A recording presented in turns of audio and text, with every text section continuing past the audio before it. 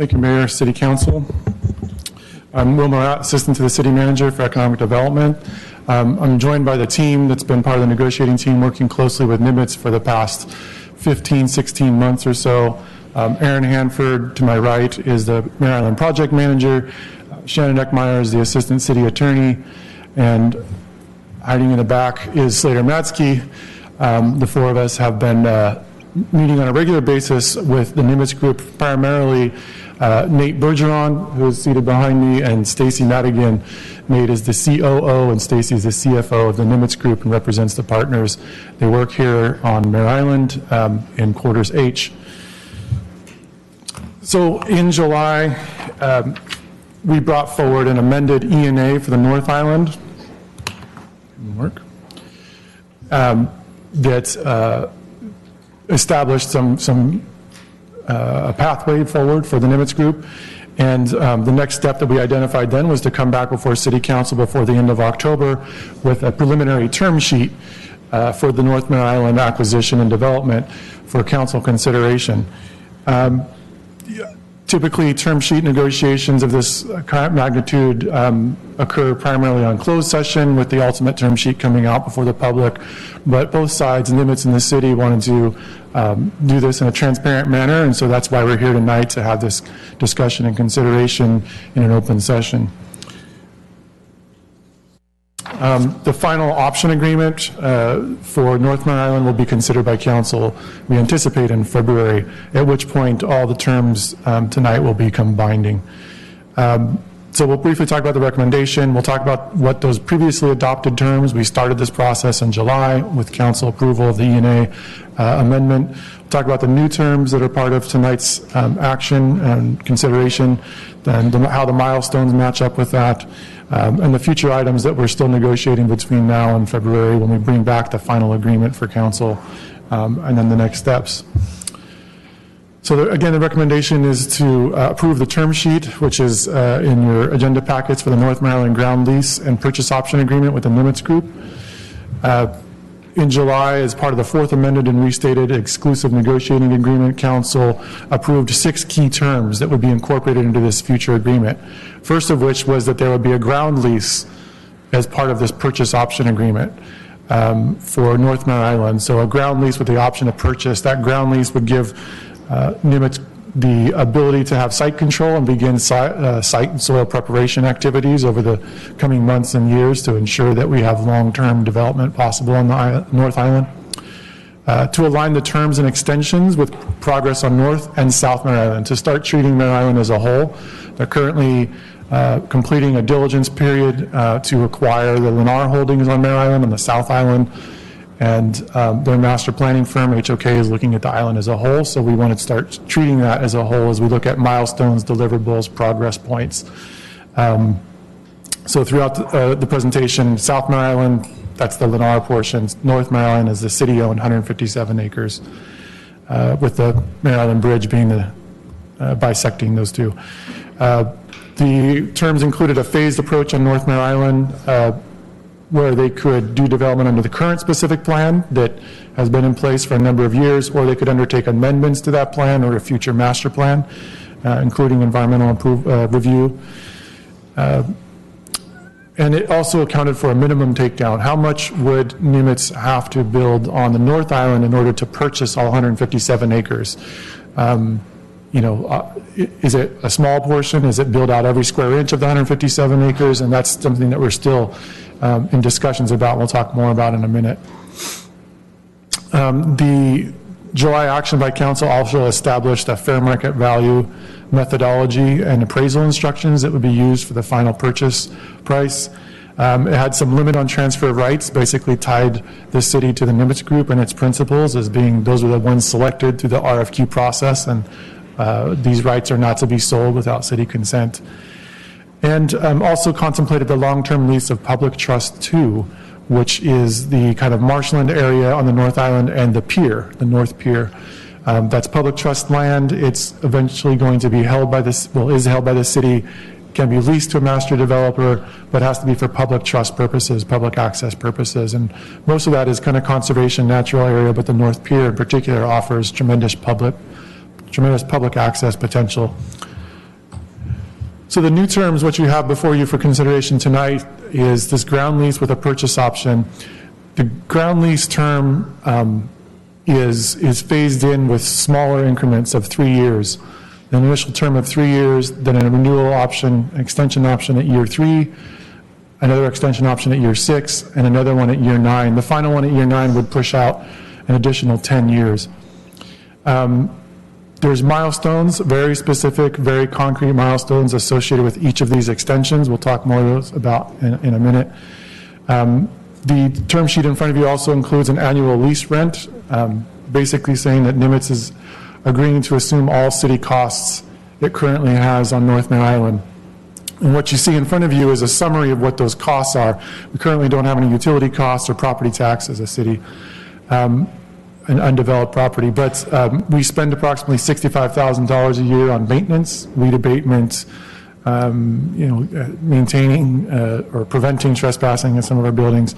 Spend about $50,000 a year on security to try to limit some of the trespassing and nefarious activities up there. We pay about $100,000. Typically, it's higher than that. We've seen it as high as $130,000, $140,000 a year for the Community Facilities District tax on the property. That's at an undeveloped rate. There's different rates based on whether the land is developed or not. So right now, the current year is about $100,000. And we have at least $236,000 of loan payments to HUD for the demolition loan. The city took out a $4.7 million demolition loan from HUD in order to demolish those buildings. Phase 1 was completed last year. Phase 2 should be starting up in the next 30 days. Council approved that contract, I think, just in September. And as the loan is drawn down and as that principal and interest grows, Nimitz would assume all of those payments. So we will continue with Phase 2. Those will be added to the annual lease option payments for Nimitz. And in an ultimate final Phase 3, to remove all the remaining existing buildings would also be added on. So that $451,000 is the estimate right now of what this lease option would save the city in annual general fund costs. And that's going to go up as the HUD loan is increased and more buildings come down.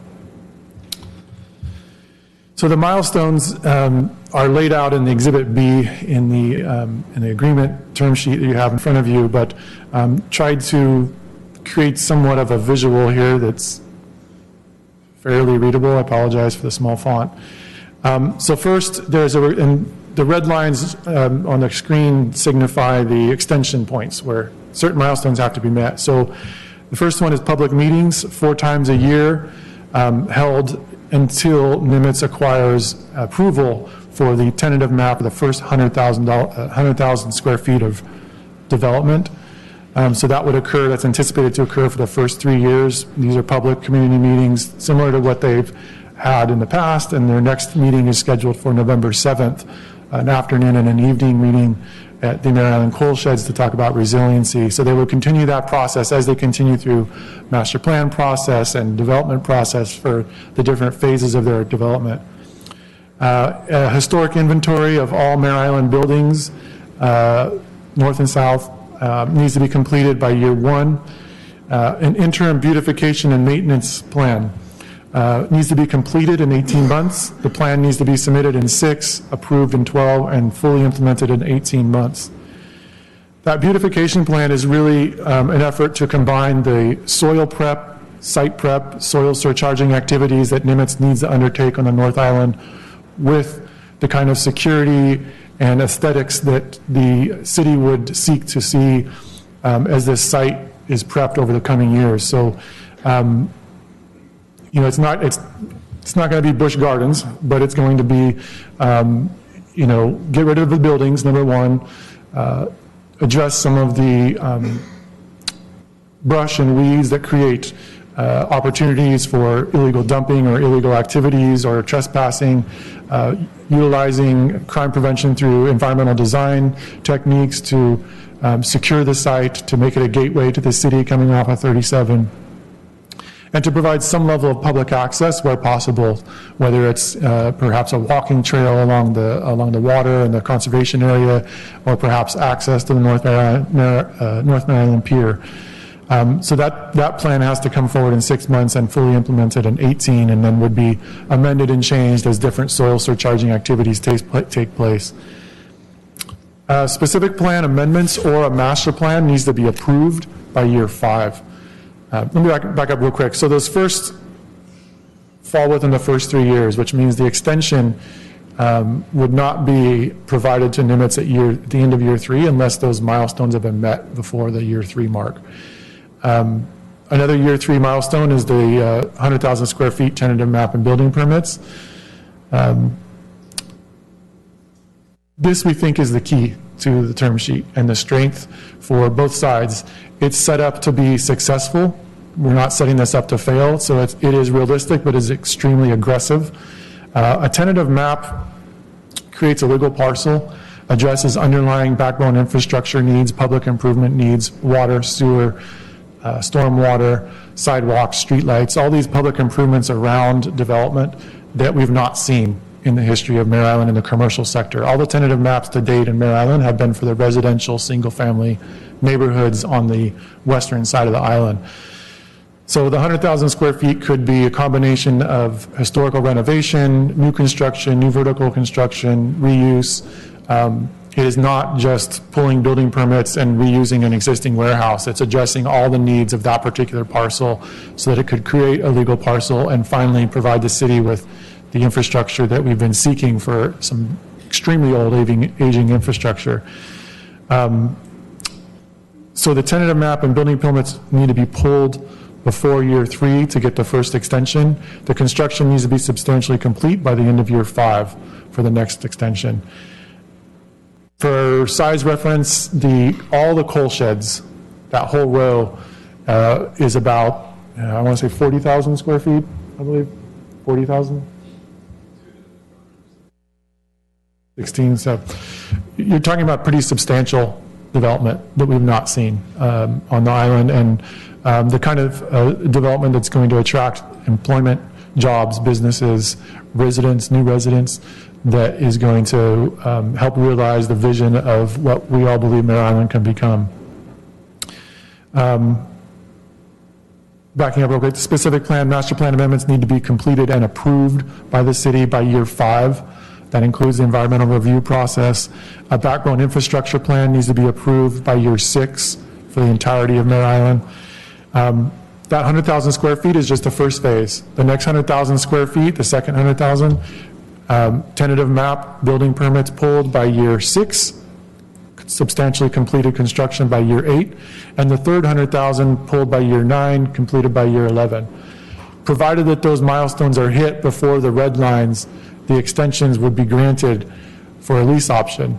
Now, at any given point in time, Nimitz might actually do the substantial development on the North Island and say, okay, they want to go ahead and purchase the 157 acres, but given the soil surcharging challenges, the geotechnical challenges on the North Island, we anticipate that it will be a few years of active site preparation before it gets to that point where vertical development can go forward on the North Island.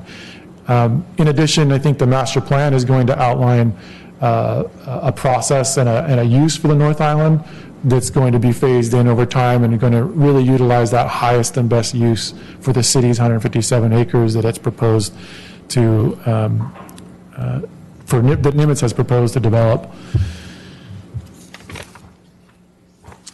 There's a few items that are noted, mostly highlighted in yellow in the term sheet that we're continuing to negotiate with Nimitz. It's also referred in the staff report. Again, what is the minimum development threshold on North Island that would be required to purchase all 157 acres? Part of that we think is going to be informed as we know more about the master plan, proposed uses, and timelines. That's another item that will be coming back for council consideration in February. Local economic benefits, job fairs, prioritizing local minority-owned or women-owned businesses, job training opportunities, training programs, the kind of secondary benefits that this level of development is going to lend to our community, our schools, our secondary and higher education institutions, and our residents. City right of reentry, property tax threshold, and the lease terms for Public Trust 2. We anticipate those lease terms for Public Trust 2 would mirror the future lease terms for Public Trust 4, which is the waterfront promenade and on the South Island. And so part of the reason that we're continuing to discuss this is we need to have a better understanding of timing on that, a better understanding of master plan, and a better understanding of who the actual master developer is that we're going to be negotiating with, whether it's Lennar or Nimitz. So the next steps, we're going to complete that lease and purchase option agreement, taking direction from council tonight. Any terms that are approved tonight would be included in that option agreement.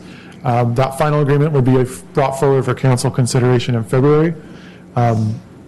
That's the point in time where an agreement would become binding and any terms would become binding. But again, we wanted to conduct this process in a transparent manner to make sure that the public can follow the progress that's being made on the island, north and south, to make sure that information is out there and to make sure that the feedback from the public is part of this process for what we see as a significant portion of the city's economic engine going forward.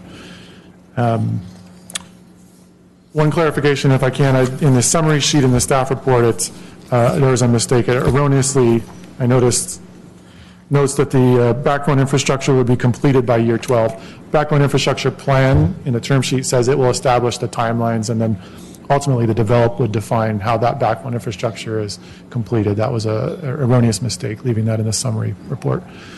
And with that, I'm happy to take any questions or comments. Thank you. Thank you. Madam Clerk, do you have any cards on this matter? None? Okay, so I'll go ahead and take comments, questions from council. I'm going to go ahead and begin with just a few questions and some comments. The timeline, as I'm looking at it, and completions of these milestones seem relatively aggressive. It looks like we're asking that you move very, very quickly on this project.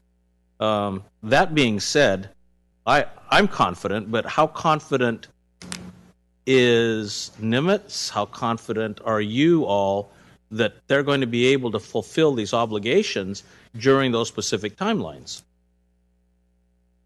Well, I would ask maybe Nate to add on to this, or Stacy. But I think we've tried to be very realistic but aggressive, and we think that this is set up for success. But part of the ongoing negotiations is how do we ensure that we don't get 90% of the way there and pull a plug on a great project because we're 90%, not 100.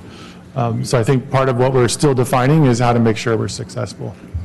And yeah, there we go. I was going to say, why don't you raise that up and get a little closer to the mic? Need to get a sound effect for this. There you go. Good evening, Mr. Mayor, council members. Thank you for having us here tonight. So I think to address your question specifically, the timelines, I think, hold Nimitz accountable. I think that certainly what we've heard from the city and understand clearly is that in the past, the city has gotten into development agreements that have no teeth and have no accountability. So I think as us, from our perspective, trying to be good development partners and just partners with the city, we want to make sure that we're holding ourselves to a higher standard and an aggressive timeline. But certainly to kind of speak a little bit to Will's point of the scale of all of this is, the Savage and Cook project, which was the rehabilitation of 2 historic structures that was roughly 34,000 square feet. The 2 coal sheds that have been completed to date is about 8,000 square feet per unit. So, when you look at that and you say that's 50,000 square feet, what we're proposing in a matter of, 5 years is to more than double that. And it's not to say, again, that this can't be accelerated, but understanding that certainly that there's conditions that we can't control, whether it's the economy or different issues. But I think we spend a lot of time with the city working really hard, and I have to be complimentary of city staff, city attorney's office for sitting down and continuing to work with us on this. It was important also tonight to be able to keep this process moving and show progress versus, hey, we're going to see you guys in February again to talk about this. I think tonight, certainly from our perspective, gave us a sense of comfort knowing that we're moving this in the right direction. Okay. The reason I ask that is that over the years, as you well know, we've had a lot of false starts, and our residents are extremely concerned about false starts. And when I see an aggressive timeline like that, my first question is, how realistic is it? But from what I have seen so far from the performance of Nimitz and from my conversation with staff, I'm feeling pretty comfortable. I hope, Nate, I really hope that we're not going to be disappointed. No, I think that I had to say that. And I appreciate it, and it's of our community. That's where I think also with this term sheet, it's important to note just that this is referring to island-wide development versus 100,000 square feet on North Mare Island. That I would stand up here and say I would have an issue with that timeline. I think what hopefully separates us, or clearly separates us from previous false starts that you mentioned in previous development, is that a lot of those developers looked at the conditions there, looked at the constraints. It became overwhelming, and they said thanks, but no thanks. Stacy and I are still sitting here tonight. The Nimitz group is still here. We're looking at a lot of challenging factors on North Mare Island, and rather than saying, hey, thanks, but no thanks, we're just trying to figure out how we overcome those. So if we can take this master plan, which we've all been in agreement on from kind of day one, to look at the island as a whole, this is something where you take the plan, and the plan has to start in a very calculated fashion. And certainly down by the waterfront, we've had a lot of interested parties come in that would help us in getting this all started, and they're just completely enamored with the waterfront, and they see it catalyzing down there. So that's why I think the timeline, I would have a lot more concern if we were talking about specifically North Mare Island versus giving us time to prepare North Mare Island for future development and focus some of this early stage stuff down in the historic core area. Okay. When it comes to North Mare Island, I know that it's going to need some real remediation. It's not on bedrock. It's got a long way to go before you hit anything solid. And you're probably going to end up having to surcharge that to remove the water. Has there been any talk about what you intend to do with the parcel after it becomes surcharged or during surcharging? Well, I think we'll continue to look at development opportunities for North Mare Island, and there's certainly areas that can get started sooner rather than later. But I think one of the things that is going to be a benefit to everybody November 7th when we have our next community meeting, we're bringing in Sherwood engineers who deal with resilient infrastructure design, Moffitt and Nickel, who deal with shoreline engineering, and HOK will also be coming and doing presentation. For us to do something responsibly on North Mare Island that's going to stand the test of time, we need to prepare the island not just from a surcharging standpoint and creating constructible or developable land, but a land that will be protected for generations to come. If we rush to do something now, we're going to be very irresponsible in that development and create more issues down the road.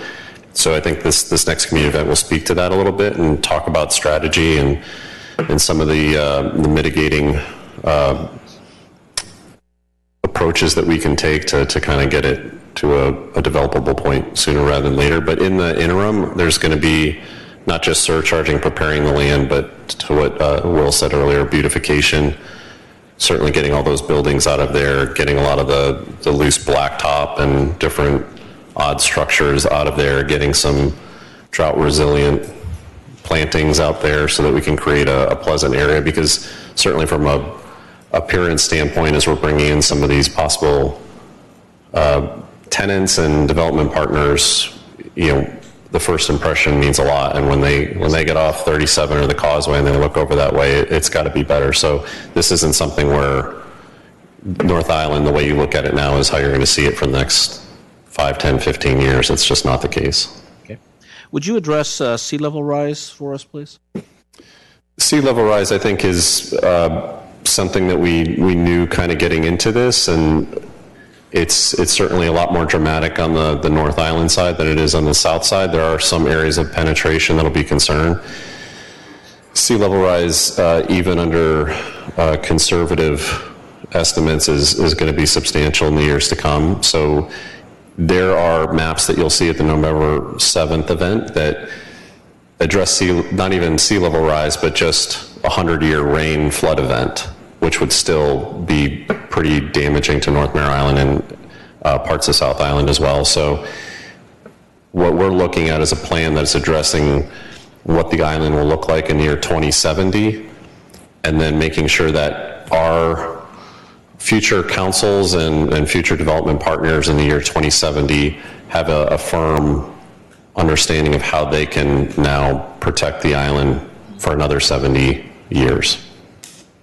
And lastly, I, as one of my other duties, I sit on the board of the Solano Transportation Agency. We've had a lot of discussion lately about the Highway 37 and plans to reconstruct it, if you would. There's been a lot of conversation about the North Gate and that interchange. Has there been any discussion between your group and the city, Caltrans, and others regarding restructuring of that? We haven't had any meetings specifically with Caltran. We've gone to a lot of the essentially informative meetings or community meetings that Caltrans will do, just to make sure we're keeping up with it. Our transportation consultants, Nelson Nygaard, are up to speed with a lot of the conversations that are happening within Caltrans. I know city staff recommended sitting down with STA. Absolutely. In the near future. So it's all things that I think are coming to a head in the very near future, where we'll be having those conversations. Yeah, I would encourage you to do that sooner than later. Absolutely. There is a lot of concern about that interchange.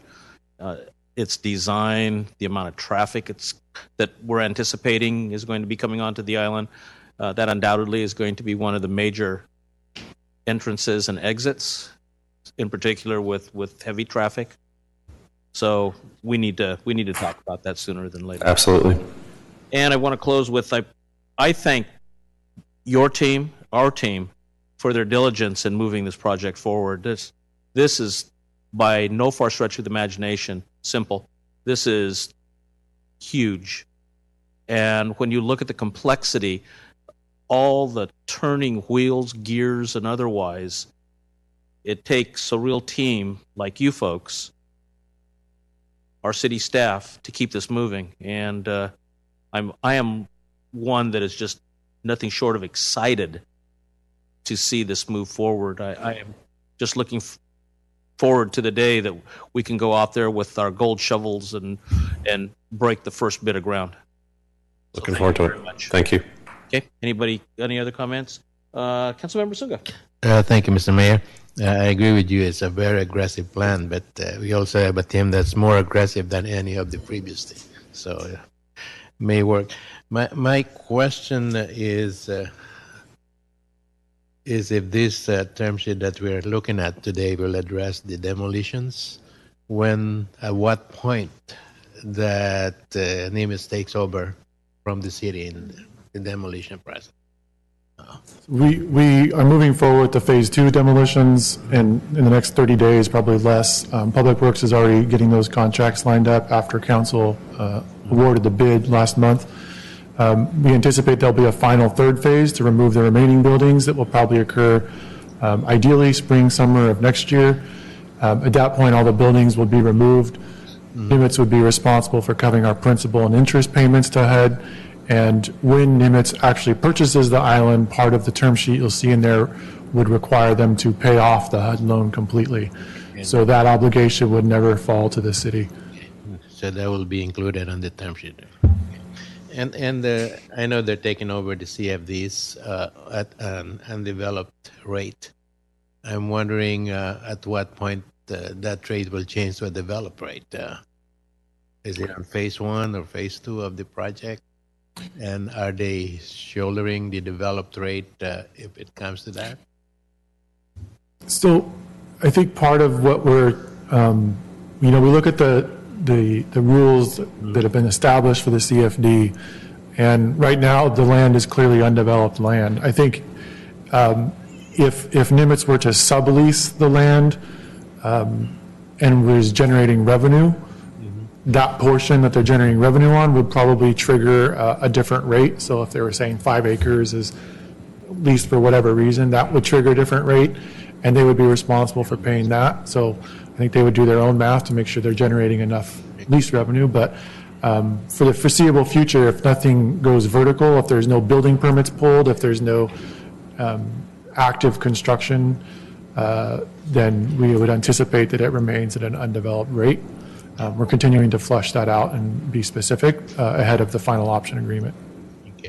Okay. I'm looking at the milestones and the 100,000 square feet, phase 1, phase 2, phase 3, north or south. I'm thinking we may never see anything on the North Island.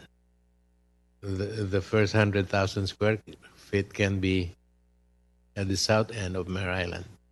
So nothing. How can we make sure that something will develop on the north end of the island? Because they have a preference of building 100,000 square feet on the South Island, on all these phases. Well, again, I think to Nate's point about focusing on where the development makes sense right now, and in order to provide time to do the soil preparation, the soil surcharging on the north, that is going to take some time. They would not be able to purchase the 157 acres if there's never any development on the north.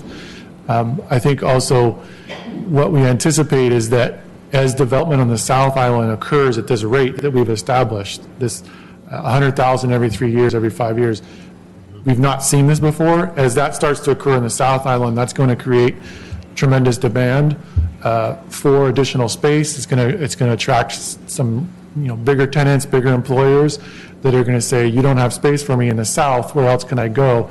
And at that point in time is where Nimitz would be able to say, I have a North Island that's been surcharging for the last 5-6 years and it's ready to go now. So I think that was the intent, was to say, let's get something happening on the island, north or south, it doesn't matter. We want to see something happen while we're doing the necessary soil prep activities.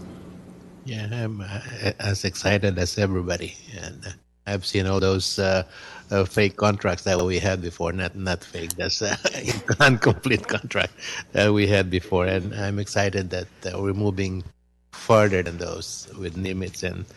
And I want to thank staff and Nimitz for being aggressive on this.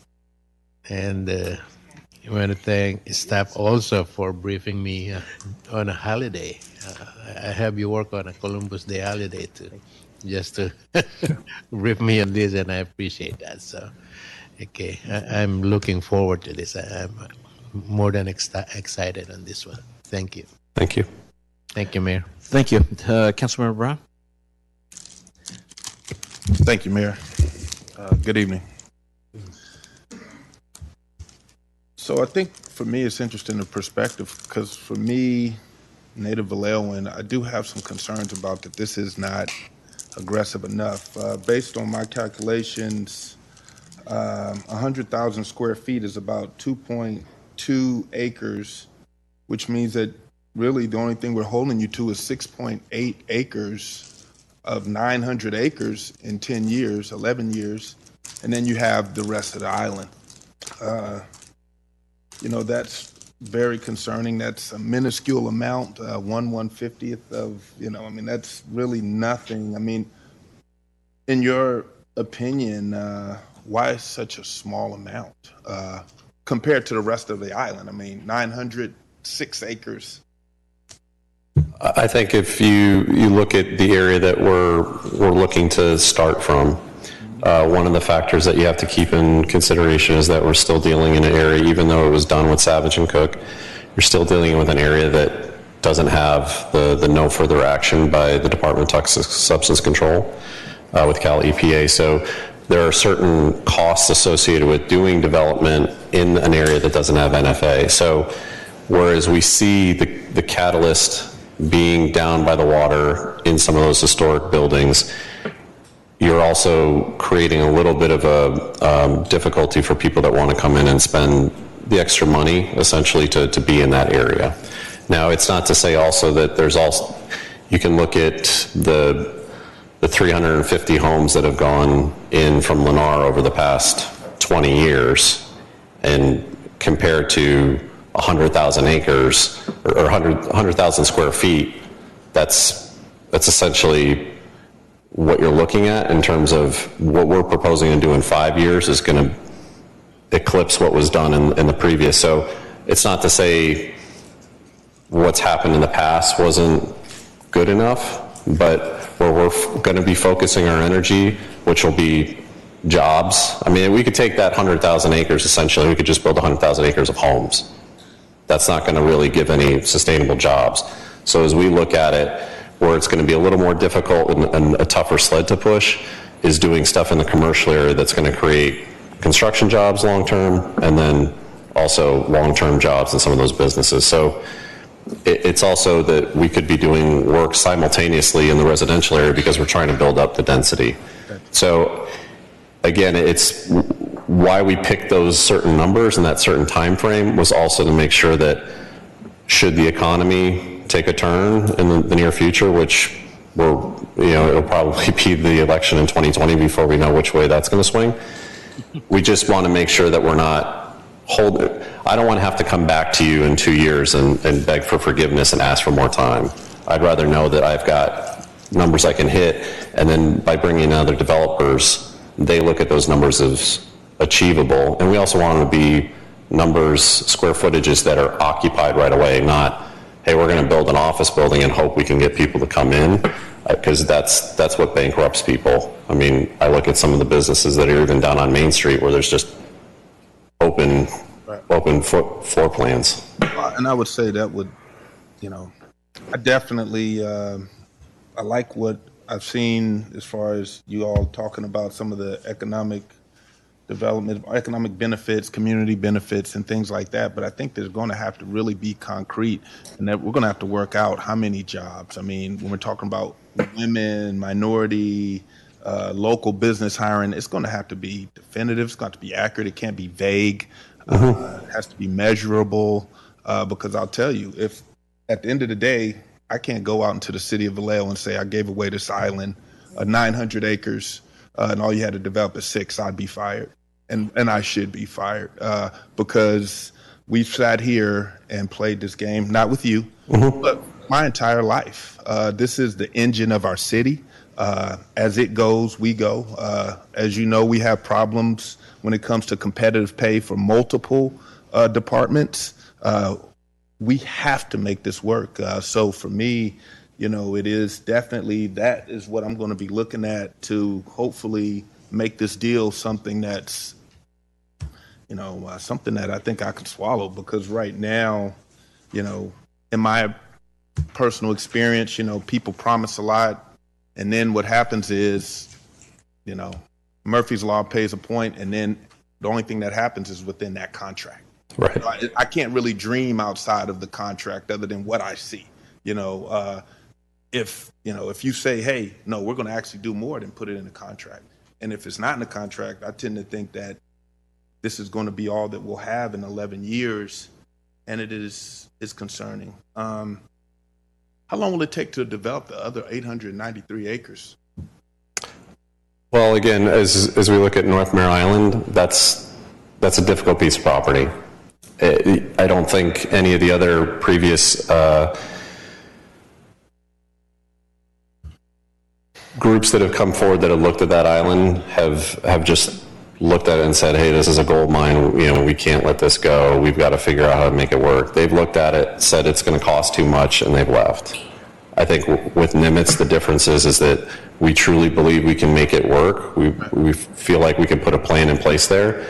It's just for us to try and focus. If we weren't dealing with the South Island part of this, it would be a completely different conversation. It's just in the sense that it would also be financially difficult to develop that land. Gotcha. So for us to be able to say, hey, we can control the southern part of the island now, which through the agreement that we had back in July, the transfer agreement, now we can take there are no development milestones for South Island and say we're actually going to get some stuff done on South Island to show progress, to build the interest in North Island, to give ourselves time to prepare it. I wish I could make it happen faster, but Right. it's just the best way to get to that point.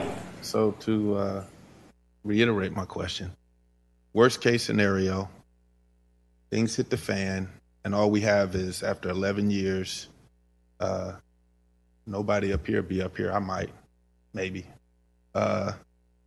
And all we have is 6 acres developed. Worst case scenario, in the next 10 years, how much acreage are we going to look at being developed? Worst case scenarios. Worst case scenario, we're still dealing with the existing specific plan, so the entitlements that are in place there. So what you're looking at is another, call it 1,000 residential units that would get done. Because again, worst case scenario, for what we're spending to buy the southern part of the island, we have to actually get our return there. So I would say that you would see the existing entitlements under the specific plan currently get built out. And on North Island, Which would be single-family housing. it'd be a lot of single-family housing, Okay, so which we know isn't, we go back to that.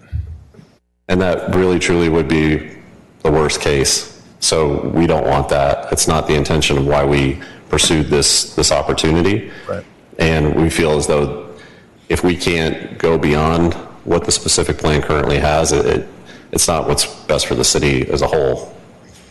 Okay. How much of that 6.88 acres that you are beholden to build in 11 years, how much of that will be vertical? And by vertical, I mean at least 20 stories. That I wouldn't say is part of the plan currently. I think a lot of what you're going to see in the first 5 to 10 years in relation to this is going to be a lot of the historic buildings being redeveloped, and also some of the residential being done, but it might not be single family, it might be multifamily or some mid-density, which again is all in the existing specific plan. So By multifamily, how high are we talking, if you don't mind me asking? again, it comes down to economics. Like I can't go out and build a 20-story building. It won't fill up. You have to build the inventory and the demand to have something like that. So if there was something 20 stories. Right. And the reason I'm asking is if you were saying, hey, we're going to build 6.8 acres, but they're going to be high rises, then I can think, you know what, those are Vallejo jobs, and I can make sure that my people are employed here in this city for a very long time to come. If we're building single family housing, that's not going to really employ many people. The coal sheds are nice. I go over there very rarely. They're pretty empty. No, I think the jobs you're going to find are going to be in preparing North Mare Island, the infrastructure that's going to go in to create some of these tentative maps and parcels. Because again, what's been done in terms of infrastructure on Mare Island currently has all been in the residential area. Gotcha. So as we get into some of these other projects and possibilities in the historic core, there's a lot of infrastructure that needs to be done there. And so those are a lot of jobs for years to come. Okay. Do you have agreements already in place with companies willing to relocate to Mare Island? We have letters of intent on a couple companies. I would say there's probably 3 or 4 proposals kind of sitting on my desks with architectural plans and interest in locating, and we're working with HOK right now, our master planner, just trying to figure out where's the best location for those. Is that any of those Fortune 500 companies? I would say not at this point, no. But we've had those types of companies come through and take interest. But at this point, none of them have. Well, we don't control any of the property outside the golf course, and none of them are interested in golf. So we have those contacts. Well, I mean, the reason I'm asking that is, for me, it's easier to sell if you say, hey, we got people ready to move in, we're ready to build. But if you still got to sell it, it's hard for me to be feel all warm and fuzzy inside. This is a very precarious deal that right now, it doesn't feel like it's 50-50, and it's very concerning. Will you utilize opportunity zones to develop Mare Island? Absolutely. Okay. From my understanding, the opportunity zone, part of it is in South Vallejo. There's 6 other qualified opportunity zones throughout the city. The one that's part of Mare Island is also, there's a part of it that's tied to South Vallejo. Is that correct? I think Mare Island itself is its own zone. It's its own zone? Yeah. Yep. Okay, I'm sorry. I was told a tip of South Vallejo was in there. Okay.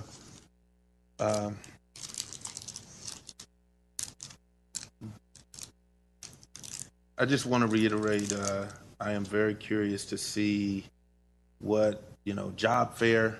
I need more than that. I mean, if we got to walk Vallejo kids to the job site, I need to know Vallejo kids are getting hired and Vallejo kids are getting those jobs, and we have a pipeline for jobs, livable wage jobs for Vallejo kids. It's going to have to be just roll out the red carpet to ensure that residents here in the city of Vallejo are going to benefit from these jobs. And I think that needs to be part of the foundation of what we do now.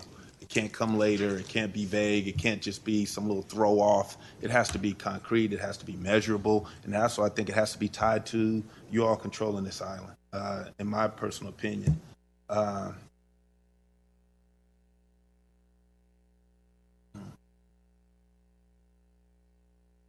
What about housing? Like we talked about it before, but a housing metric. I mean, you're expecting to build. I know when we've spoken, this is the first I've heard about single family homes. When we've spoken, I thought we're going to build up. We're going to have a lot of, housing. I mean, is there a way that you all are comfortable with putting something in the contract to ensure that we're building housing that meets the Bay Area needs? Because single family housing really does nothing.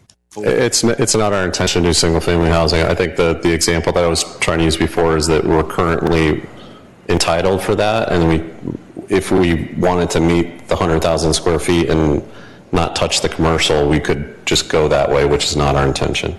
But no, single family housing is not really what's in our plan, but it's important to know that you have to build up to those higher densities. It's just you can't build the high density and it just won't. Gotcha. It won't pencil. I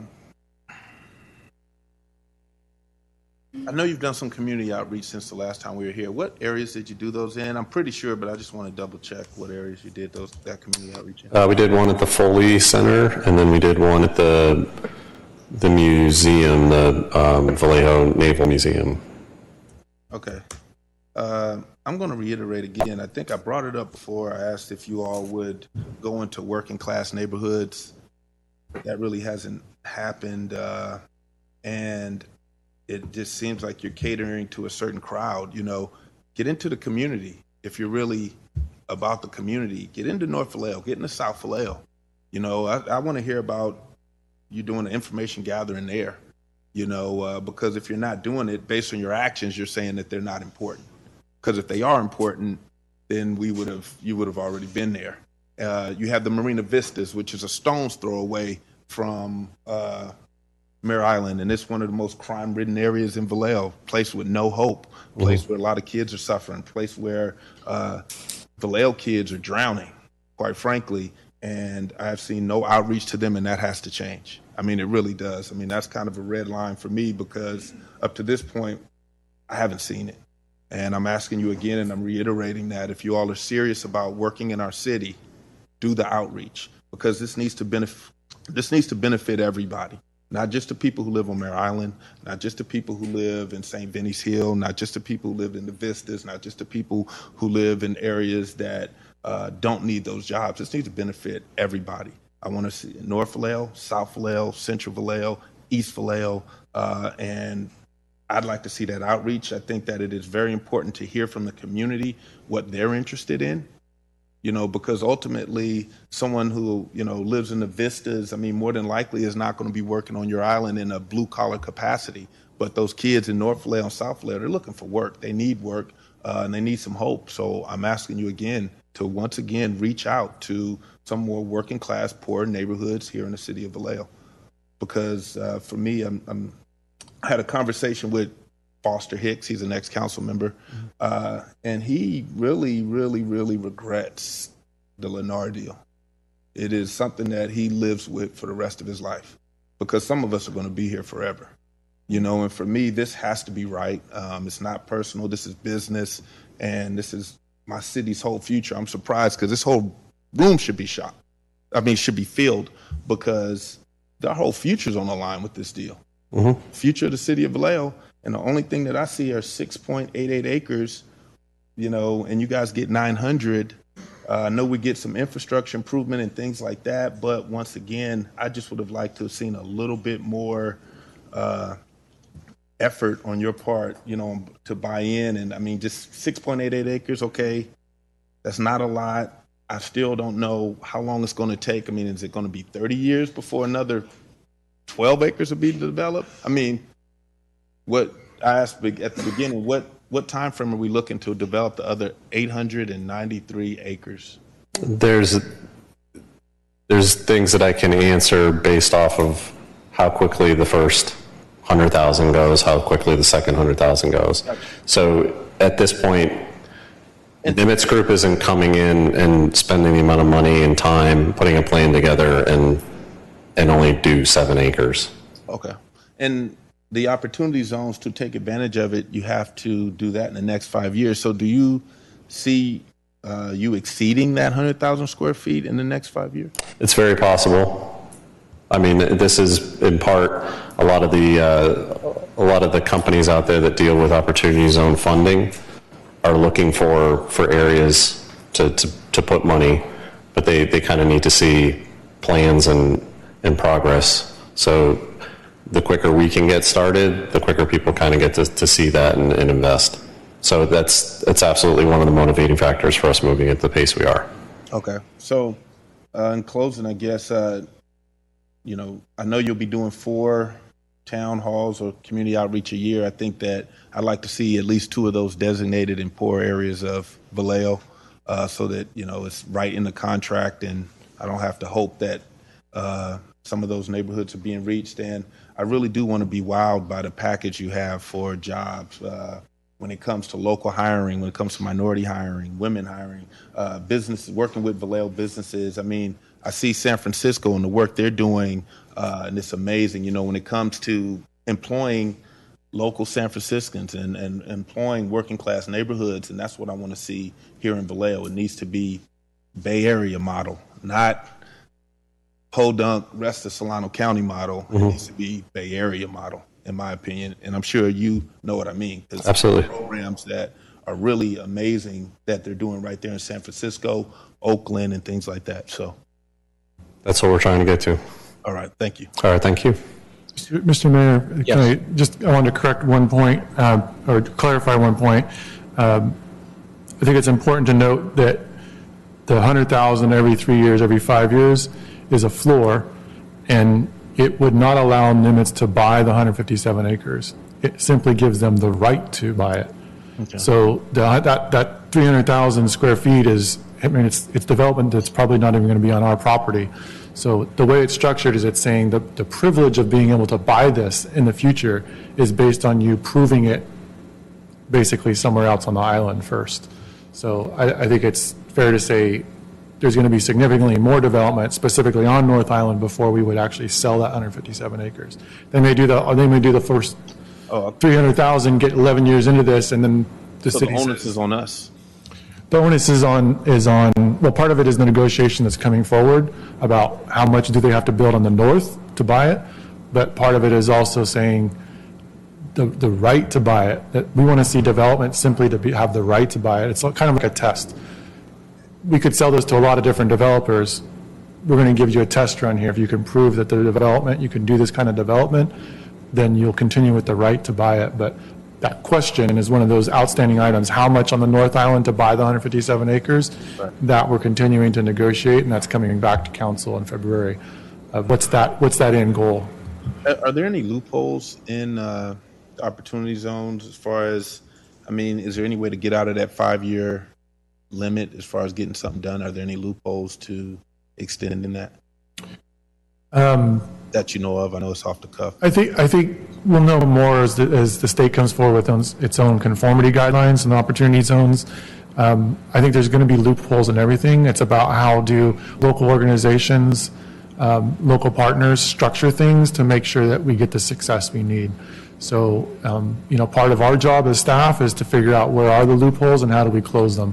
Where are the areas where a project might face a challenge that could threaten that project, and how do we solve for that challenge at the beginning rather than wait for it at the end. Okay. So, and I do want to thank you all for the work you've done. You definitely addressed some of the issues that I brought up, and I do appreciate that when it comes to community benefit package as well as getting something done in the next 10 years. So I do appreciate that, and I appreciate you all being willing to do that. But like I said, I would like to hear more about, what are you going to, as we continue to move on, what are the definitive plans? What are we really looking at and making sure that I want to see you all be successful. That's ultimately would be great, because if you're successful, then the city of Vallejo is successful. Absolutely. Thank you. Councilmember Verliga. Thank you, Mayor. Thank you, Will, and thank you, Nathan, for coming back this evening. And I also thank you and Slater for meeting with me on a holiday, Columbus Day holiday, to explain details of this project and this proposal. So I have a few questions and then comments. So maybe I missed it before, but when Faraday did their soil study, the results of the geological study is where, and is that being used by Nimitz, or has that been shared with Nimitz? yeah, it's on the city website, and I think that's probably the first bit of information Nimitz started to go through. And has that been helpful? Is that Absolutely, and we've retained NGO who did the report. They're a part of our team, so they continue to do great work. okay? Good, thank you. So I'm looking at your timeline. So year one is 2019. Am I correct? Or what is year one? Yeah, we would anticipate 2019. It's year 2020, when we come back in February, next amount of years, come back in February, if council approves the agreement, it would probably start February or March 2020. Okay. So I'm looking at the staff report. So there are highlighted areas there, and so those are still, blanks. Mm-hmm. And that will be finalized in March. Is that what you're saying? Yes. Okay. And Yeah. they will be coming back to the council for approval. Yeah, for the entire agreement to formally accept and bind all the terms. Okay. All right. So question, the 100,000 square feet, that's not just one structure, right? It could be several buildings. That's correct. The total would be 100,000. Mm-hmm. Okay, so that is the ceiling, that is the floor, not the ceiling. Mm-hmm. Okay. And you explained that earlier. Okay. So, I do share the comments of Councilmember Brown, and I have heard those comments from former Councilmember Foster Hicks back when they made that decision. I was not on the council then, but I was paying attention to that decision. And one of the reasons they made that decision is they relied heavily on staff reports, staff recommendation, and staff research. But at the same token, that's what we are doing right now, is relying on what you have found out, your research, and I'm hoping that the mistakes from the past is not repeated again, because that will be 10 years from today that, oops, what did that council do in 2019 or 2020 when they approved this agreement? Were they not thinking? So I'm very cautiously optimistic, because the city has been waiting for an island to be developed. It's been 20 years since it's closed. But of course, we've been hit by a recession, economic downturn, and so not just here in Vallejo, but in the state and in the country. And so we need to learn from those mistakes and not to repeat them ever again, because we are responsible to this community, and that's the reason why they elect us, and they rely on the decision that we make. Again, we rely on staff. We are not full-time council members. but because that's just how the city council is set up. But, we listen to community, we ask, and some of us have been around a long time, and so we know what's happened in the past. Of course, we don't know all the details that happened behind the scenes, so it's really important that you keep us abreast and be honest and be upfront and just tell us this is going to work or this is not going to work or whoops, we made a mistake. But hopefully the mistakes are caught early so that we can make corrections. And so from how you explained this to us, to me and to the council, Will, when we met, is this agreement, when it's finalized, it has more teeth. We have more leverage with Nimitz compared to the previous agreement with Lennar, where we just really had no recourse. And thankfully, Nimitz is buying South Mare Island, so that's good. And so as I said earlier, and I'm not going to repeat the comments of Councilmember Brown, and I said earlier that I echo those comments. I'm cautiously optimistic, and I'm hoping for the best, not just for Nimitz, but for the citizens of Vallejo, our working class community and the young people that live here and looking forward to coming back to our city. But if there's nothing in Vallejo, they're not going to come back to contribute to our city. So that's just me speaking on my personal opinion.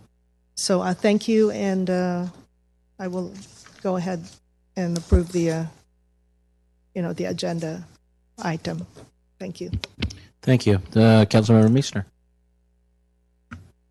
Thank you, Mayor, and thank you for the presentation to Will and Aaron and Stacy. Sorry, I'm tired. And Nathan. Sorry, I haven't been getting up at 5 a.m. the last couple of days. So I have lots of scribbles as I was listening to different people talk. And so, I think what you're hearing that we've been burnt once or burnt many times, and we're twice shy. So take that as I think as just where people are coming from. Me personally, I've been here since 2000, and I know I've heard a lot of stuff about what we lost or what we didn't get, and people still complain now that the Carnegie Library was torn down. And so that was, I think, a huge mistake that the city made back in the 60s and the 70s when they tore down 12 blocks of historic properties. So that brings me to my first question, which you may or may not be able to answer, but just to point out that the Nimitz Group plans on restoring those beautiful old brick buildings like you did with Savage and Cook, which is just fantastic. And it's way easier, I think, I've been told, to just tear down old buildings like that and just build new. They're just really challenging to restore. So can you talk a little bit about that? Like what kind of things you might be challenged with, or is it true that it would be easier just to tear things down like we did with the city? The 12 blocks of downtown, we just tore down everything and built this that we're sitting in. I think that the historic inventory that we're going to do, even though Lennar had done one previously, we're basically just going to do it again and reassess. I think in certain situations, yeah, you could easily make the case that the land is worth more than the building that's on top of it.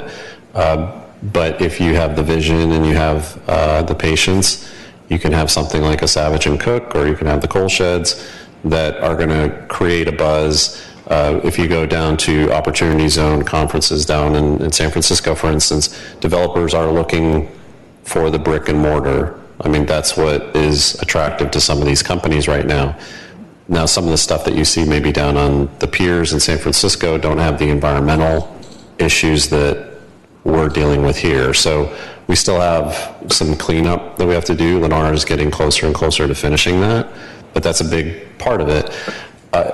There's no plan on our part to go in and just level all the historic buildings. Some of them are protected, and it's just finding the right partners to go in there and spend the money to do it right. But also, we might look at something like Building 69, which is the long brick building on the waterfront that you see. great building. We just don't know what the use is yet. So we could go in and spend $50 million cleaning that building up and bring it to that Savage Cook standard structurally and environmentally and energy compliance. But if a hotel's going to go in there, well, we don't want to pour a concrete floor that now we have to rip up and put more pipes in. So making sure that we find the right partners that can go in. And then much to the point I was making earlier is like we want to make sure that we've got people that are committed to these spaces. A lot of the spaces that you're seeing down in South Bay, even though it's new construction, I mean, they have 75% occupancy before they put a shovel in the ground. So similarly here, we want to make sure that we're finding those type of partners.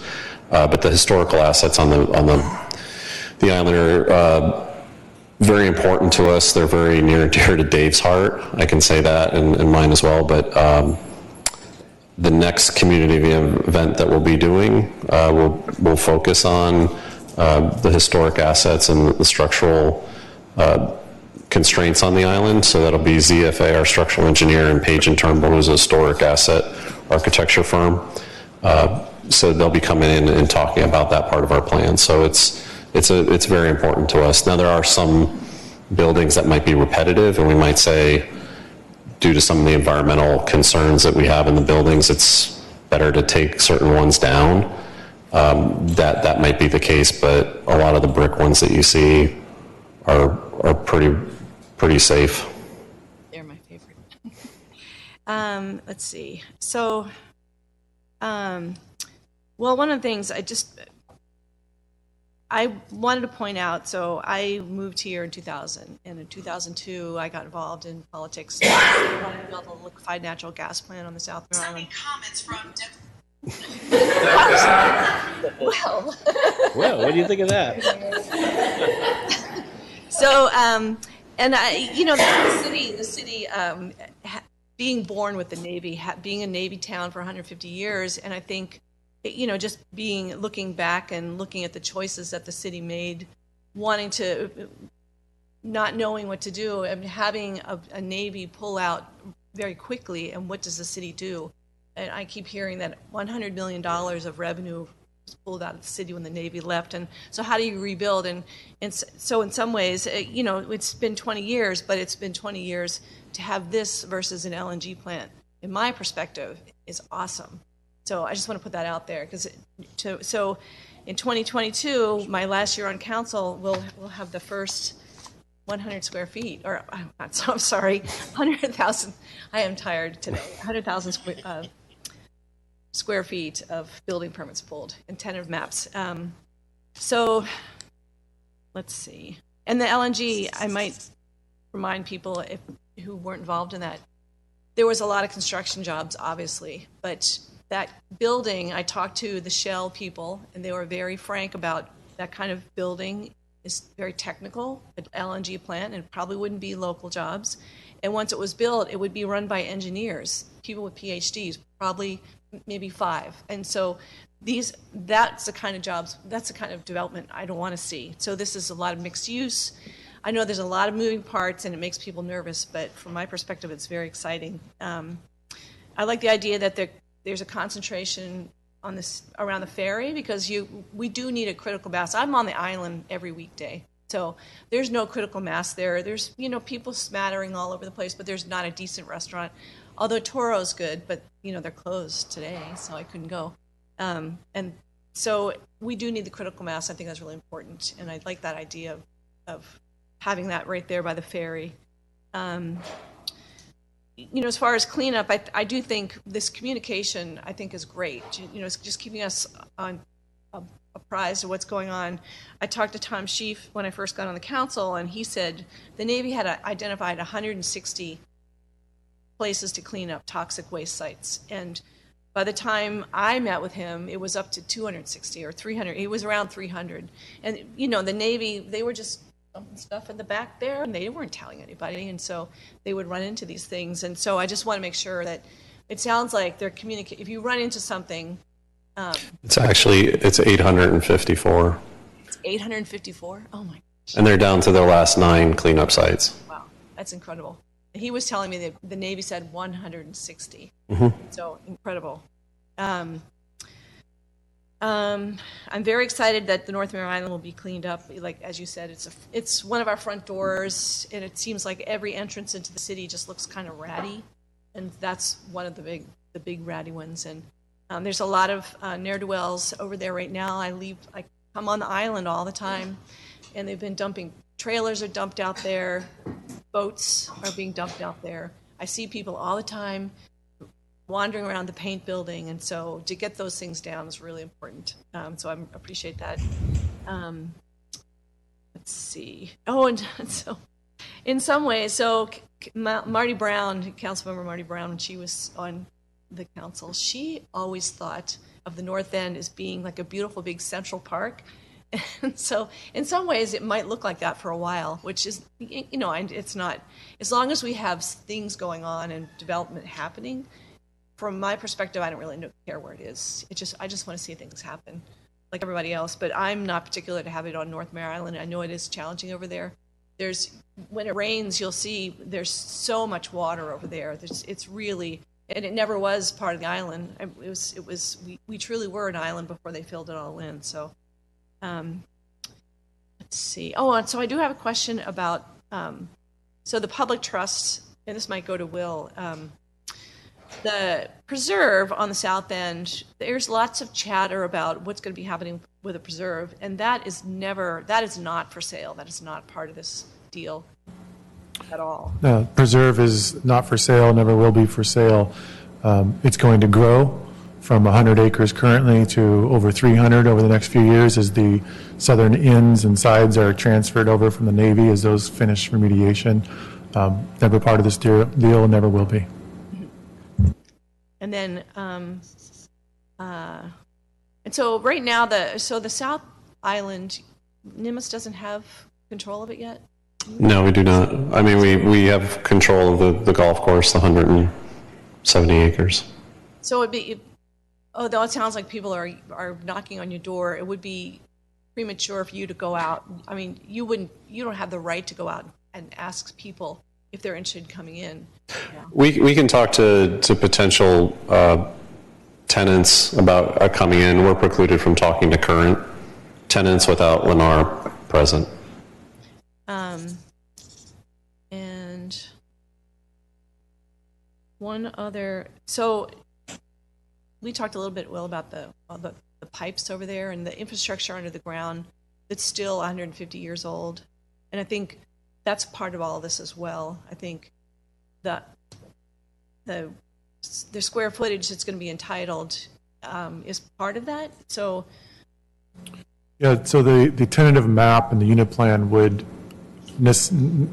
require that the underlying infrastructure for that development also be dedicated to the city. Now, the hang up over the last 15 plus years has been our development partner on the island has said, trust me, the 100-year-old pipes are good, please take them. And the city has pushed back and said, no can do. So we think this is opening up the opportunity to actually create teeth in the South Island to say, no, there is going to be a tentative map process and there's going to be new updated infrastructure around that parcel and the backbones around that parcel to serve that parcel that is going to start actually seeing the parcelization that we've sought and seeking the infrastructure, the public improvements that we've sought for many years. Great, that's great. And one last sort of infrastructure question. So the Blue Bridge is obviously a challenge, as well as 37, but we have control of the Blue Bridge. Even now, with not that many people on the island, I know some of the traffic is people trying to avoid 37, but can you talk a little bit about the transportation? Like, how are people going to get over to the island? Even in the short term, actually, because it's getting. And actually, so is there something we can do about scheduling the drawbridge as well? Because when the drawbridge goes up in the morning, it's. Yeah, I think I think it was the mayor that brought up STA, and we just the other day, Nate and Stacy and our team, we were talking about our transportation manager at the city, Matt Gleason, just came on board a couple months ago and has been diving headlong into these issues and wanted to organize that meeting with STA and Nimitz to get a better understanding about how we adjust, particularly 37. The Mare Island drawbridge is a challenge. We've talked to some residents and got some ideas about how we might adjust the cut-through traffic better, how we might improve some safety issues where if when those people do cut through, that they're not flying down the road.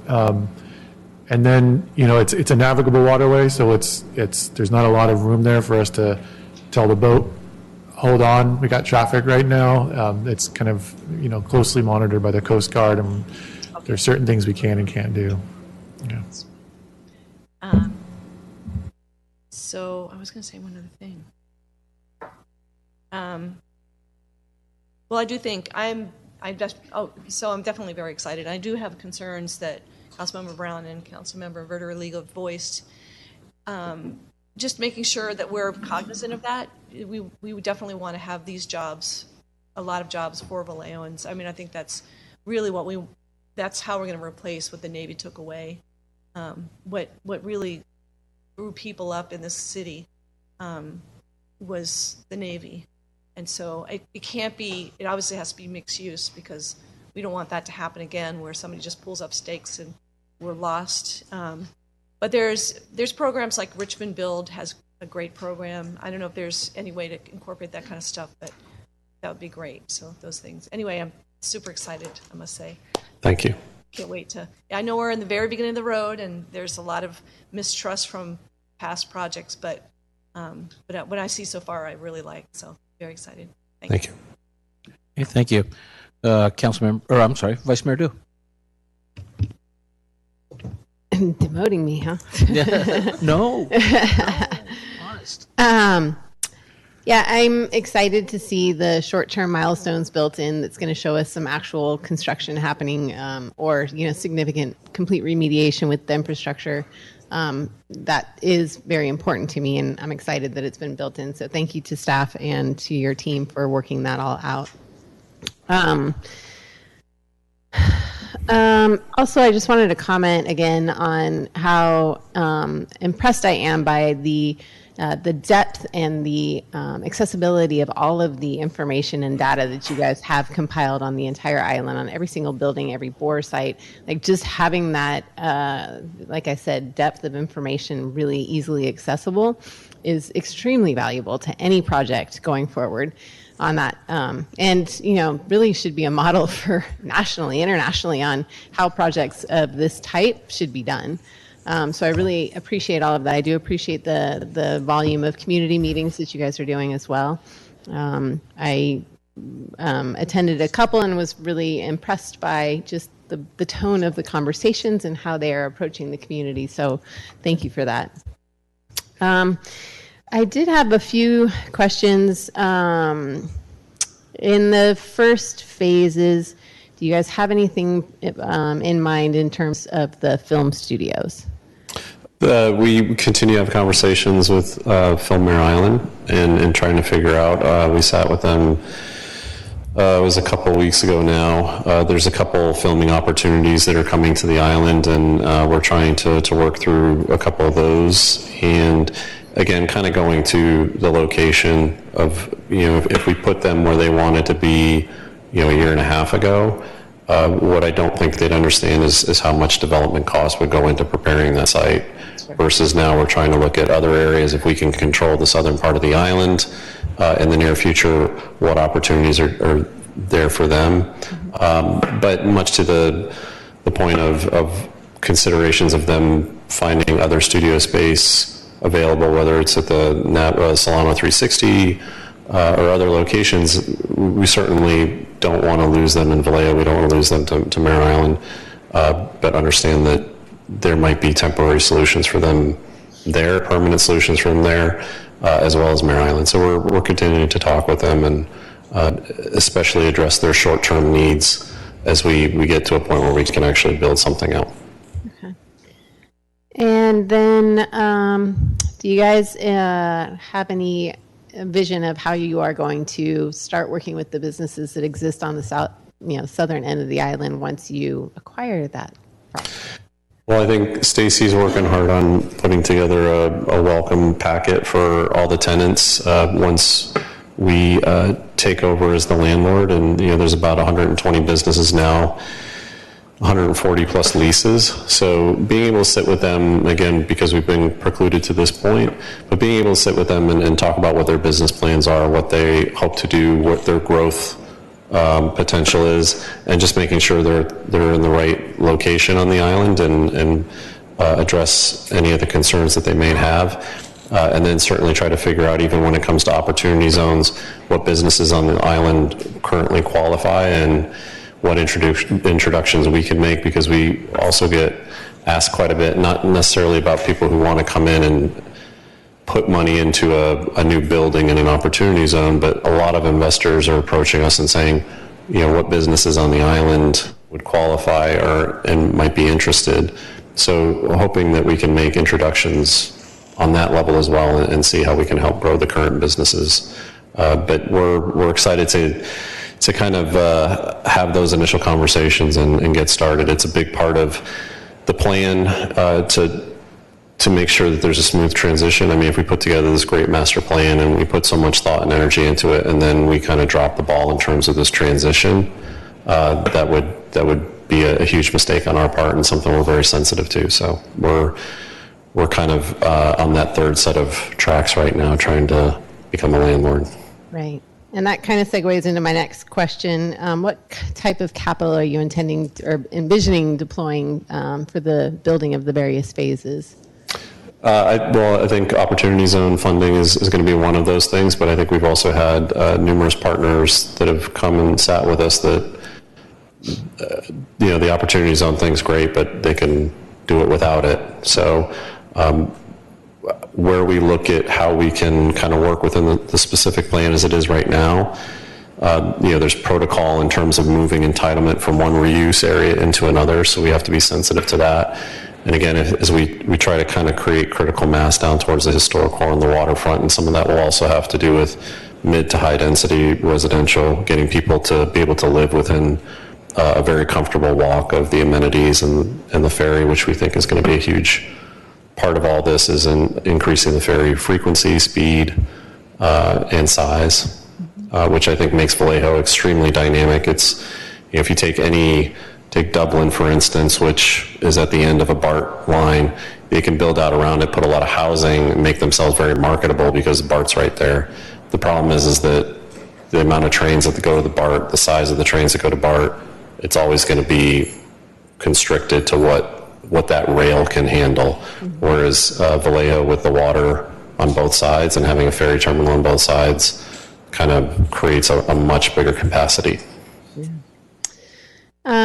Then on the North Island, have you guys thought about any sort of interim uses in the near? We have, and that's where we talk about a beautification plan, which I think again is kind of the floor, and the ceiling is a lot of other additional uses, and those uses might be Film Mare Island being up there doing temporary outdoor staging, where they might build a little town out there and be able to film a movie in a town. So there's a lot more flexibility, because that's another thing that they have a lot of interest in. So whether it's that or lay down space, and much to what we were saying before, that then triggers a CFD to be developed land. So that will be better for the city at some point as well. So we're not looking at the North Mare Island part and saying, hey, we need time to prepare it, you're never going to see anything happen down there. It's just I can't necessarily predict exactly what we would do, but what I can say is that we're committed to beautifying the area, creating some sort of waterfront access that gets you down to the pier. We're also looking at how we can create that kind of, whether it's a kayak or boat type of access down by the pier, and safe parking, and possibly a transit stop so that people can actually hike from the mainland side all the way over there, and then if they're tired they can take the bus back or whatever. So there's a lot of things I think can happen in the very near term. It's just at a very bare minimum we're going to make sure it's a much more attractive place to be able to go through and safe. And just one thought. So Donnie Robinson was out on the island for the Pedal Fest, and he has the North Bay BMX track for the youth in Napa. He would love to have a BMX track in Vallejo. So I don't know if that might be a potential It's a possibility. We'd be happy to talk to them. use. So just want to throw that out there. And then on the community benefit side of things, I know my colleague, Councilman Brown, mentioned a lot about jobs and that kind of thing. But I would also like to just put a little plug out for, I think that a little investment on the early, first 5 early Head Start kind of programs would reap really large rewards for our community. So just want to throw those ideas out there as well for the First 5 Resource Center. That's going to be the first in the county, and it's going to be here in Vallejo, and they need funding. As well as Head Start. They're also expanding in Vallejo and in neighborhoods that are in great need for that kind of stuff. And then Voices of Solano opened their first resource center for at-risk teens on Tennessee Street, and they also have needs. So just want to throw those ideas out there. Thank you. Thank you, Vice Mayor. Councilor McConnell. Thank you, Mr. Mayor. Mr. Mare, I want to thank you for responding to the extensive questions I asked of you earlier. On the last one, number 31, you had indicated there was $35 million worth of infrastructure that would be invested by the applicant on Mare Island. Is that for North Mare Island only, or is that for the entirety of the island? That was for North Mare Island, and I would say that was a reliable estimate, but a conservative estimate that uses the current specific plan. Future master plan with higher densities, different uses could significantly increase that cost. The cost on the South Mare Island was, I believe, $110 million estimated. And can you tell me when we will have some definitive information as to the buildability on North Mare Island? I mean, how long out is that going to be before any applicant, Nimitz or otherwise, knows what they can build out there because of the soils? I mean, I think broadly speaking, you can do things on different timescales, but there's costs. You speed it up, there's a much higher cost, and so I think if there's a big tenant, a big user that comes out and says, I need a lot of space and I'm willing to pay for the short term, then it might make sense to be able to speed things up. The geotech reports that we have on the website that I believe Councilmember Vera-Liga referred to kind of laid out some potential timelines for some basic soil surcharging. I think the sea level rise issue is throwing some different kinks into that. And I think, I won't speak for Nate, but I think the meeting on November 7th will start to lay out the vision of how to prepare and think about that. So I think we're still learning a lot about what that timeline might be. Okay, well, I'm looking forward to more definitive information so we can make some projections on North Mare Island. I know that the Nimitz Group has told us that it's 225 feet down to bedrock at the deepest level. Well, obviously, you're not going to build many buildings that have to go down 225 feet with a pier. That's just not economically feasible, I think, under any stretch of the imagination. So the sooner we can know what can physically and properly be built on that soil, I think the sooner we'll be in a position to know what we can do with that area. And that's what's bothering me, is that I see North Mare Island in this proposal being sort of not ignored, but not being given the attention that I think that it merits and has to have. I don't see any time deadlines tied into the development of North Mare Island as compared to Central Mare Island, where obviously all the development is going to take place because that's where the buildings are. It's better soil for building. It's just more sensible to develop that portion of the island first. So I think we need to, as a city, give some thought about how to loop in development of North Mare Island. And until we know what physically can be built out there, we're kind of guessing in the dark. So that's why I'm urging the staff and Nimitz to come up with some definitive proposals as to what it can physically be built out there at an affordable rate, rather than this pie-in-the-sky stuff about having some developer come in with a proper project and is not going to worry about developing it for $200 million or more, because we'll be waiting for more than the 29 years for that. Yeah. We might as well just turn it into a hayfield and be done with it. I think that's part of the reason that we're still negotiating what's that minimum threshold on the north that would be required for a takedown of the 157 acres. As time keeps, weekly there's more information, more data, and so we're sort of trying to extend that negotiation until we have all the information and we can come forward and say, here's a realistic, reasonable expectation of timelines and development. And we are proposing to come back to us in February of 2020, which is, 4 months. Is that information going to be ready for us in 4 months? I think right now, the work that I'm doing with Sherwood Engineers, HOK, Moffitt and Nickel, we're working at full speed to try and answer some of those questions. So I would think that we'll have a much better idea in February as we move towards what's possibly a new master plan, specific plan amendment. And you'll see the baseline for that on November 7th. And if you can't make it to November 7th, make sure that you get the presentation because they'll go through. They've identified a lot of the concerns and strategies that go along with it. So we're not too far out from understanding what those things are.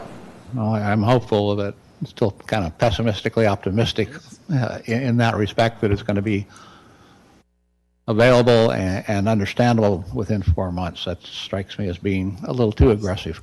On your community meetings, at some point you're going to be submitting a specific plan. And I think until you have that specific plan laid out, a lot of these community meetings that you're anticipating to be held are just going to be visionary, feel-good undertakings. So how soon do you think you can have a specific plan that you can go to the community with and say, here's what we're going to do, at least in this phase 1, 2, 3, 4, so they can envision and see specifically what you're planning to do and see how it works into this idea about jobs and growth of the economy? I think in the first part of this next year in 2020, you'll be seeing a lot more concrete vision or planning.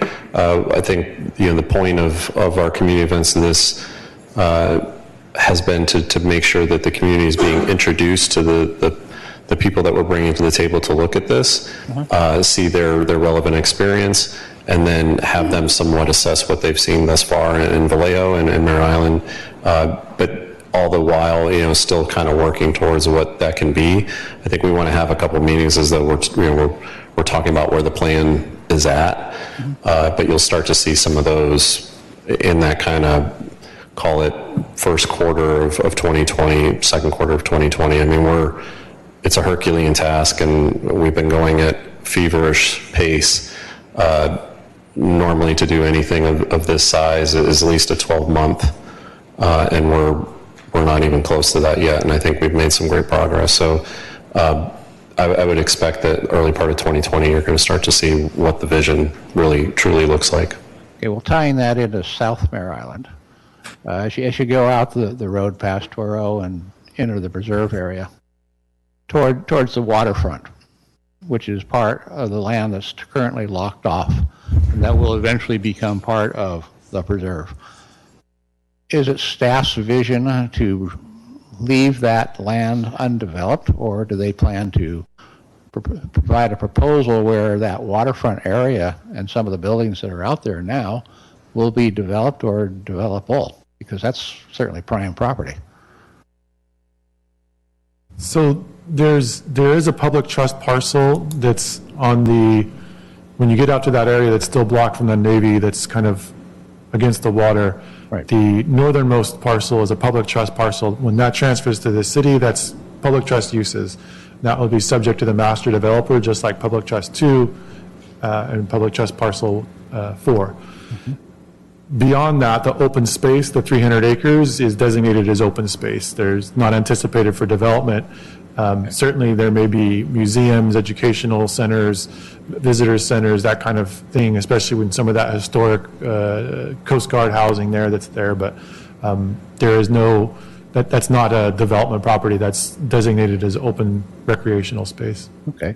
And then moving around the island out onto the bay side where the ponds are, the evaporation ponds, I'm forgetting what they are right now. Dredge ponds. Dredge ponds. What's your vision long range for that area? Or do you have any? Go ahead. Tidal flats. The Western Magazine area is the immediate, where there's structures. Where the sludge ponds are, evaporation ponds. Yeah. You know what you want to do that? Hi. Hi. It's a little hard to do this without a map, and I'd be happy to sit down with anybody with a map to walk them through it. But when you go around past the Western Magazine area, which Will was just referring to, I think you're talking about the dredge ponds, and there's a number of them on the western side of the island. Mm-hmm. Keep in mind that the city did enter into an agreement with Weston, who was kind of similar to Lennar in terms of doing the cleanup, but did it for the west side of the island, and they have the right to use those dredge ponds, but that expired when not expired, but there was a settlement agreement with Lennar. So we don't have a long-term.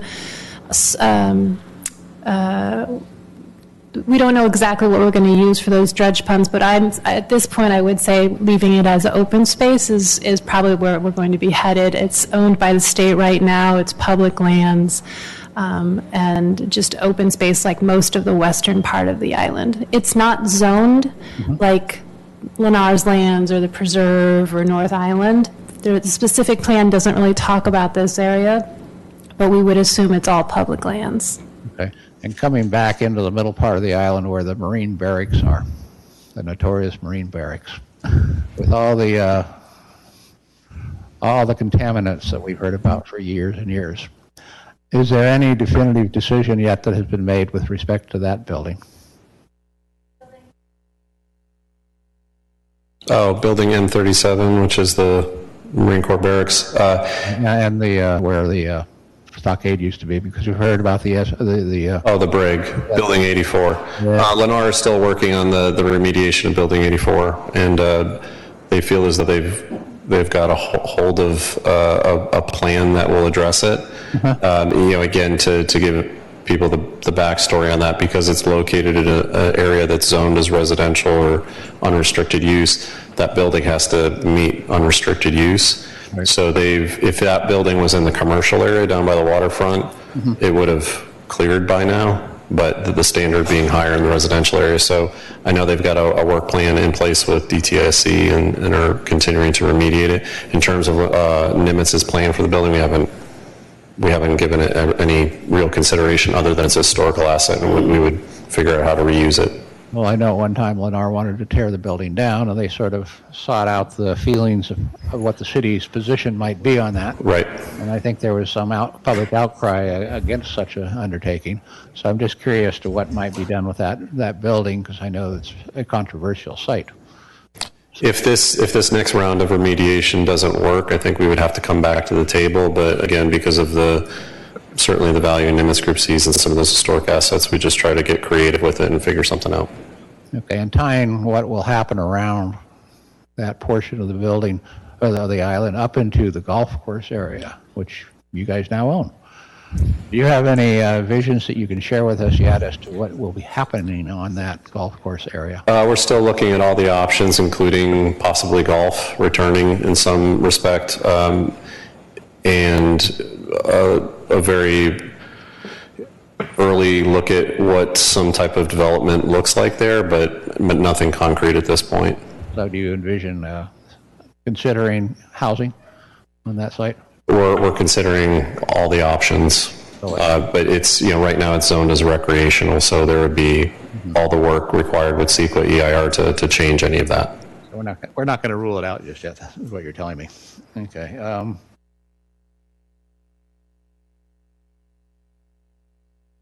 The other thing I think I want to share with you, Mr. Murat, is that I think you've heard tonight some reservation on the part of my colleagues, and certainly I share in this, about how the option to purchase might be exercised and for what amount. Your position was that at the earlier meeting, we said we would be using a as-is value asset approach. Now, will that as-is value approach for appraisal purposes be as of a certain date, or will it be as of the close of escrow?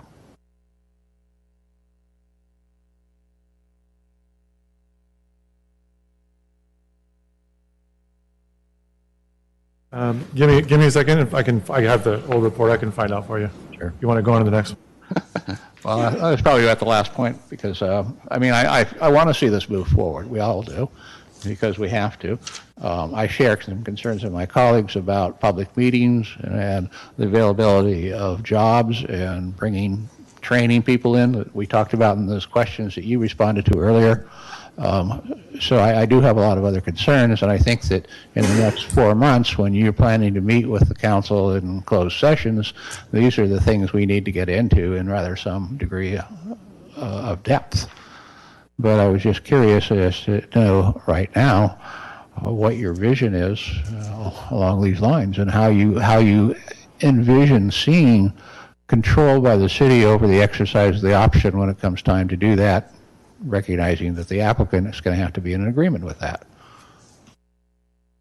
You're speaking about the takedown, or you're talking about the economic benefits, or? I'm talking about when they say we're going to buy the building, the land. Is it going to be just another, here's the land, you don't owe us anything, or are we going to take a look at all of the land? And does it include, are we going to break it up into North Island, Central Island, South Island? Because certainly there's value on some of the land in North Bear Island. Your earthquake protection services is out there. They're paying taxes to the county. They have an assessed value on that parcel. Mm-hmm. So does Alcor out there. I think there is an option already built into the ENA that was amended in July that says the North Island could be taken down in parts. It could be taken down in full. The appraisal methodology is Exhibit D in the ENA that was approved in July. And that establishes how that valuation would be, the appraisal instructions and the valuation formulas. I'm still looking for the timeline. I don't see it yet. I think if you're projecting this forward, I think it depends on what is the minimum that would be required to be built. If council feels that the minimum required to be built on the North Island, council could say, well, we'd like to see 1 million square feet across all 157, or spread that out proportionately, 1 million square feet over 157. So they could take down 1 acre with something. I mean, I think those are all the options that we're still trying to flesh out and understand based on what the future master plan might contemplate, what's going to be feasible for the city, and what's going to be digestible to the council and the public in terms of what kind of growth and development we want to see in the North Island before the city determines it wants to sell the property. Coming back to my original point, which was we need to know what's feasible to be built on North Mare Island before we're in a position to know the value of the land. Otherwise, we're going in circles here. Yeah. So these are some of the issues I think you're going to have to be prepared to address with council in closed sessions over the next 4 months. I'm rather dubious about the 4-month schedule, but we'll certainly do our best to make it happen. Okay. And I applaud Nimitz for going so far. Obviously, they see visions. I would like to know more about their specific visions, as would the public. But we're going to continue to work on this, but I think we need to build into our option exercise clause some protections, and we need some specific information with which to know how to structure those protections. And come back to your earlier, one of the first questions I think I asked you in these questions was, well, is this locking us into anything legally tonight? And your answer was no. But then you come back and say, but in the earlier agreements, we did lock into an appraisal method. So are we still bound by that appraisal method that we approved earlier this year? Or when we come in for the final agreement, do these terms of purchase here supersede, including the prior approved appraisal method? The Fourth Amendment in July was an amendment to the ENA, and so those are part of the ENA. Tonight is essentially guidance that would be brought back in February for formal adoption. So the ones in July are part of a binding agreement that the city now has through the exclusive negotiating agreement. Okay, which means we need to determine as to what date the appraisal will be determined and by what method. I think Shannon can provide that. Sure. Good evening, council members. As Will stated, we have already developed the as-is appraisal valuation, which we have not yet released publicly yet. We're still negotiating the actual terms of the appraisal valuation, which we're hoping to bring to you I think within the next few months, but actually the existing as-is value and the appraisal that we'll have peer reviewed. The purchase price will actually be calculated based against that, subject to increase on the CPI on the effective date of the actual option agreement and the dates of each closing. We're going to be evaluating whether or not there will be phased closings in the option agreement based on the milestones and continued discussion for the amount of acreage that will actually be necessary to take down at the full purchase and fee conveyance of North Mare Island. So it will be prorated based on the acreage of the portion of that site and is subject to the closing is compared to the total acreage of the site. So we will be going through the nuance of these details, and as you've asked, looking at different options for reentry or in the event of default at phased closing where we wouldn't convey the property, and again looking and addressing what the actual purchase price will be at the final entry date of the option agreement. I don't know if that helps. Well, it certainly helps. There are a lot of moving parts. We're going to keep a lot of balls in the air. But I think I want to impress upon staff the public image and the public perception that they do not expect this city to give away their property. And that needs to be a guiding principle. Again, I think that the evaluation that was done by our city consultant, Tossig and Associates, identified that kind of bare minimum public improvements, public infrastructure at $35 million. That's going to be part of that purchase consideration. The demolition of the existing buildings, that loan of 4.7 is part of the purchase consideration, as well as the soil surcharging and the sea level rise mitigations that are going to be required to save, essentially save city land over the next century, are all part of what we look forward to saying, this is the benefit and the added value that a developer is taking that risk on, and that's part of the ultimate purchase. And what we're after, and I think what we talked about a bit in July, was the jobs, the development, the homes, the apartments, the activity, the sales tax, the property tax. Like those are the revenues and impacts and benefits that ultimately we believe that the city is after in terms of developing property that's sat vacant for 20 years. Yeah, I totally agree with you. We just have to find the methodology to accomplish those goals. That's quite a maze to work our way through. Thank you. Thank you. Councilmember Brown. Thank you, Mayor. Just real quick, I do want to reiterate and agree with my colleague, Vice Mayor Dew, on investing in the next generation of Vallejo and making that something that we do, as well as what Councilmember McConnell said, as far as, it really doesn't make any sense to do much outreach unless we have concrete plans, because kind of, saying what we could do, a vision, that's nothing definitive, and the community really needs to see what exactly we're going to be doing. We're all waiting to see what this plan is. So my other two questions for you are, what year do you see your company's vision coming to fruition for Mare Island? And the reason I asked that is I know when we spoke, you said, hey, I want to see, kind of little ferries going back and forth and 30,000 people. I'm sure you all have you plan all the way out. When do you all see that coming to fruition? And some of the small things like programming in terms of water taxis going back and forth, that's stuff that we all see is in the near term. I'll use the example of the Mission Bay development down in San Francisco, or across from where the Oracle Park is now. That after 15 years is 75% complete, and it's only a third of the size of Mare Island's development. So I think where people get concerned is when they hear Nimitz say that we're here for 50 years, we want to be doing this for a while. Any development, you take San Francisco or Oakland, it's never done. It always goes. So our commitment is that we're not looking at this and saying in 5 years we're going to get some more entitlements, do enough to get what we need on the land, and then we're going to sell it to somebody else. That's our goal, is to be developing at the pace that allows us to sustain jobs. Because if we try to get all this done in, let's say, 10 or 15 years, then the construction jobs goes away and whatever's there is there. So it's kind of it's a long-term goal. You said the Mission Bay took about how long? Mission Bay is not even complete. They're actually going into the phase right now where they're fixing all the things that, if you look at Mission Bay, all the sidewalks are sinking down from the buildings because they didn't surcharge. So now they're spending literally hundreds of millions of dollars to go back and fix rail, sidewalks, roads. So not doing the proper preparation means you're going to spend more money again later. Gotcha. And that's a big part of what we're looking at.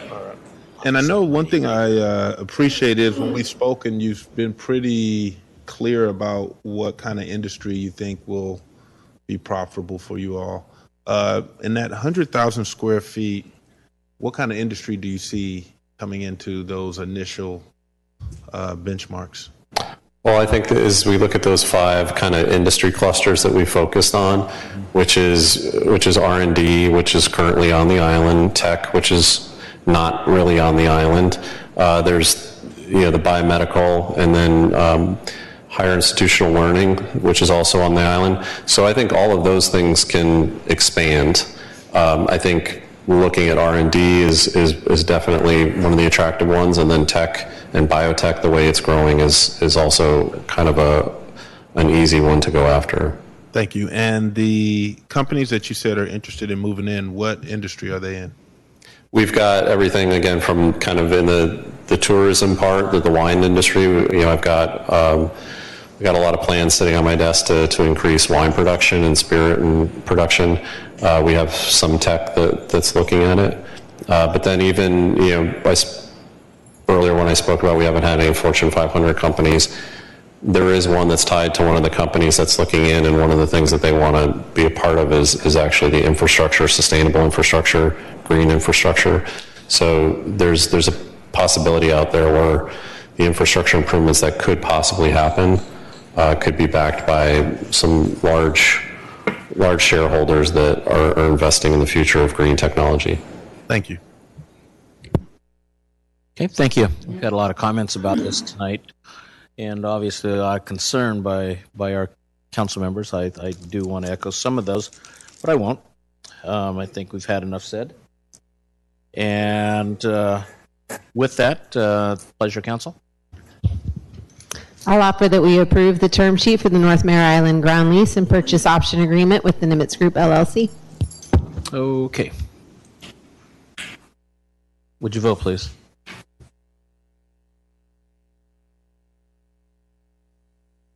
Motion carries unanimously. Okay. Thank you very much. And again, thank you to the Nimitz Group and to staff for your hard work in moving this forward. Okay, thank you. We're going to take 5. Yes. I just want to say I hope I see everybody Friday at the sail dedication for the USS Vallejo Memorial. 2 o'clock. Thank you. Thank you. Okay, we're going to take 5 very quickly, and then we're going to get right back.